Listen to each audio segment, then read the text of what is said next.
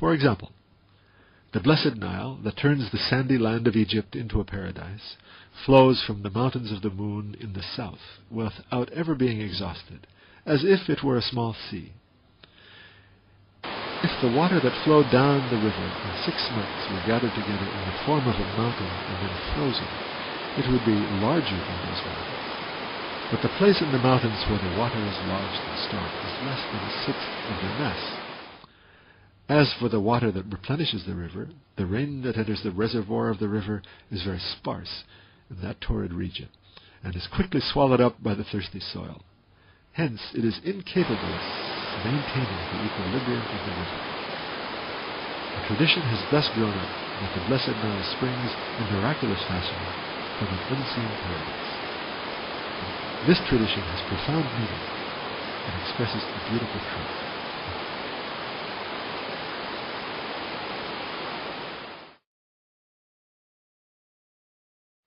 The traveler saw then 1,000th part of the truths and affirmations contained in the oceans and rivers.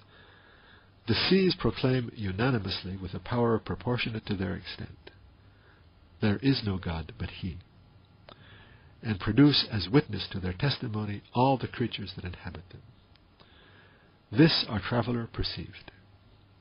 Expressing and conveying the testimony of the seas and the rivers, we said in the 4th degree of the first station, "There is no God but God, the necessary existent, to the necessity of whose existence in unity point all the seas and the rivers, together with all they contain by the testimony of the sublimity of the comprehensiveness of the truth of subjugation, preservation, storing up, and administration, vast and well ordered, and to be observed."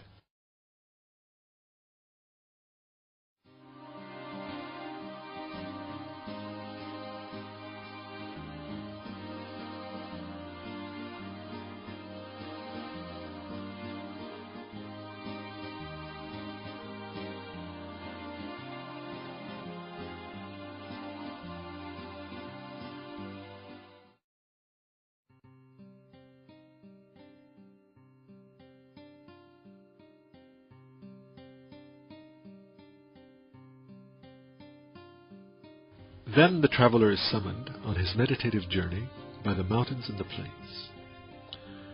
"Read 2 our pages," they say.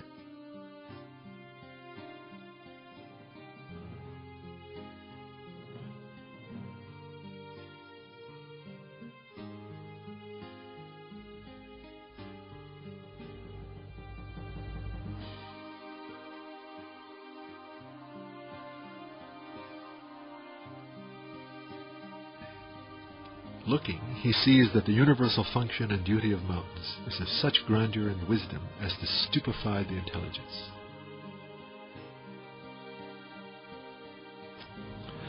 The mountains emerge from the earth by the command of their sustainer, thereby palliating the turmoil, anger, and rancor that arise from disturbances within the earth.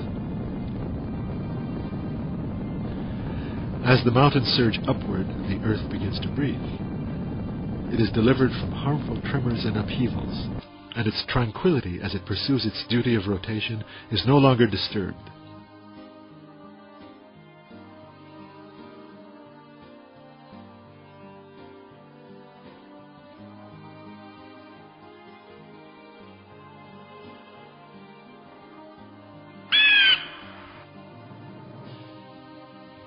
In the same way that masts are planted in ships to protect them from turbulence and preserve their balance, so too mountains are set up on the deck of the ship that is the earth, as masts and stores, as indicated by verses in the Quran of miraculous exposition, such as these.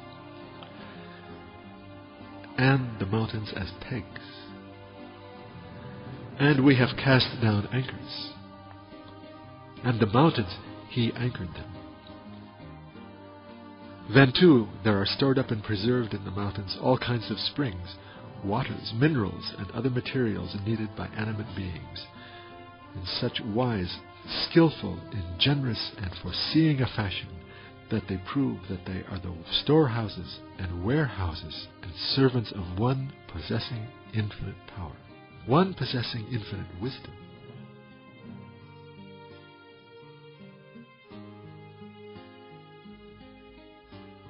deducing from these two examples the other duties and instances of wisdom, as great as mountains, of the mountains and plains, the traveler sees through the general instances of wisdom in them, and particularly in regard to the fashion in which all manner of things are stored up in them providentially, the testimony they give, and the divine unity they proclaim, declaring, "There is no God but He," a declaration as powerful and firm as the mountains, and vast and expansive as the plains. And he too says, "I believe in God." In expression of this meaning, it was said in the 5th degree of the first station,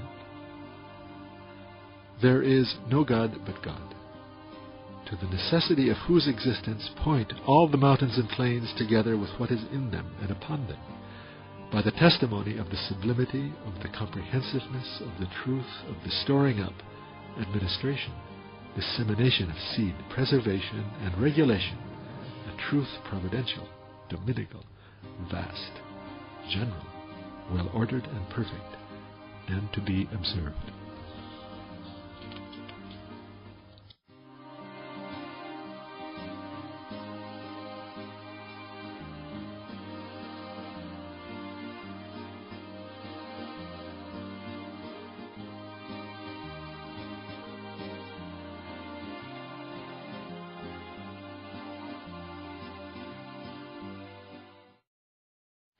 Then, while that traveler was traveling in his mind through the mountains and plains, the gate to the arboreal and vegetable realm was opened before him. He was summoned inside. "Come," they said, "inspect our realm and read our inscriptions." Entering, he saw that a splendid and well-adorned assembly for the proclamation of God's unity, and a circle for the mentioning of His names and the offering of thanks to Him, had been drawn up. He understood, for the very appearance of all trees and plants, that different species were proclaiming unanimously, "There is no God but He."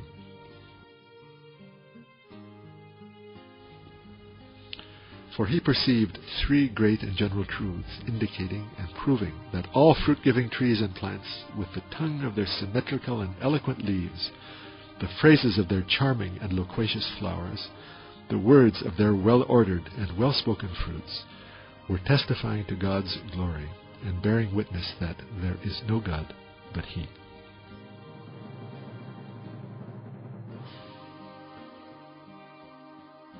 The first. In the same way that in each of the plants and trees a deliberate bounty and generosity is to be seen in most obvious fashion, and a purposive liberality and munificence, so too it is to be seen in the totality of the trees and plants, with the brilliance of sunlight. The second, the wise and purposive distinction and differentiation, one that cannot in any way be attributed to chance, the deliberate and merciful adornment and giving forth of form, all of this is to be seen as clearly as daylight in the infinite varieties and species. They show themselves to be the works and embroideries of an all-wise Maker. The third, the opening and unfolding of all the separate members of the 100,000 species of that infinite realm, each in its own distinct fashion and shape, in the utmost order, equilibrium, and beauty, from well-defined, limited, simple, and solid seeds and grains, identical to each other or nearly so.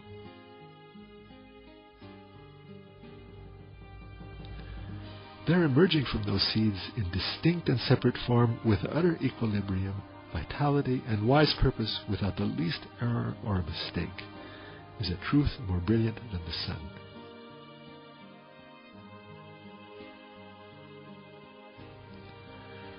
The witnesses proving this truth are as numerous as the flowers, fruits, and leaves that emerge in the spring.